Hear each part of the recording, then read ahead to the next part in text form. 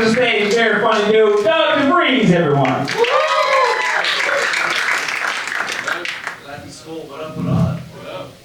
So I'll tell you guys something, this dude. So I had an interesting weekend, right? Met up with a buddy of mine on Friday night, and we went out to the bar together. He's like, "Hey Doug, I gotta tell you something, but you can't tell any of our other friends." And I'm like, "Okay, dude, lay it on me, no problem." And he goes, "We had a family reunion recently, and I found out that my cousin, dude, she does porn." And I'm like, "What? You should totally say her name really slow for me so I can type it while my phone's on Safari." And he tells me her name, and I'm looking at her stuff. The first Google result was a video, man. Holy shit. Like, the stuff she's doing in this video, dude, let's just say it can make a rabbi eat porn. She is out there.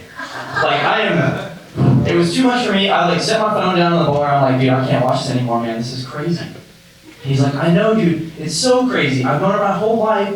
I never would have thought she would have started doing something like porn." And I was like, "No, dude, I don't think it's crazy that your cousin does porn. It's 2021. People can do what they want. I just think it's crazy that you found out she does porn, and your first reaction was to move to Alabama to be closer to her. I don't get it, dude."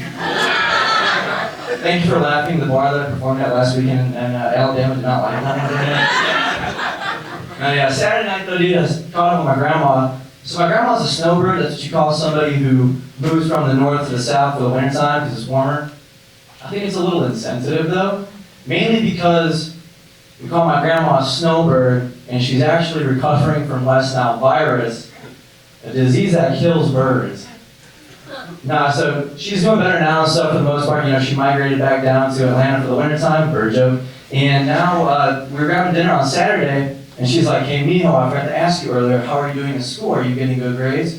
And I'm like, "Yeah, I mean, it's fine, it is what it is." And then she goes, boom, she slaps me across the face. And I'm like, "Oh, what the hell was that for?" And then boom, another one across my face. And I'm like, "What's that for too?" She's like, "Don't backtalk me, you've got Martinez blood in you. We expect the best, all A's and minus zeros." And I'm like, "All right, sorry, daytime, I mean, I'll try a little bit harder."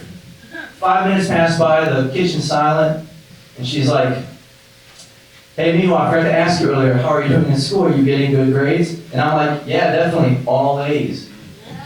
What did I get? I got $100 right there. So the question still stands though, all A's or barely making it? Dude, I don't know what the fuck she's still talking about grades for. I graduated from college like a really long time ago, so I don't even get it. But hey, next time I see her, I know what to say. I'm already halfway to an Apple Watch, so we're doing good there. So Sunday, I took it slow. I was catching up with my dad. We like to watch like Cops and Life PD on TV, you know? One thing that he and I noticed was that rednecks just like to get obliterated off of Fireball whiskey, and that's like the one thing that's like the common denominator for all of their like crime habits, right? So I was thinking to myself, Fireball is missing out on a really big marketing campaign here. So I came up with some slogans, right? So I'm thinking to myself, think. Fireball, hey man, she said she was 18. Or something along the lines of Fireball, burn your throat and that bridge with your parents. Like, I don't know, something like that. And then, I don't know, I kind of want Matthew McConaughey to do this last one, thinking something along the lines of Fireball whiskey. Third cousins don't count. All right. Yeah, roll tide apparently. That's all I got for y'all. Thank you very much, though.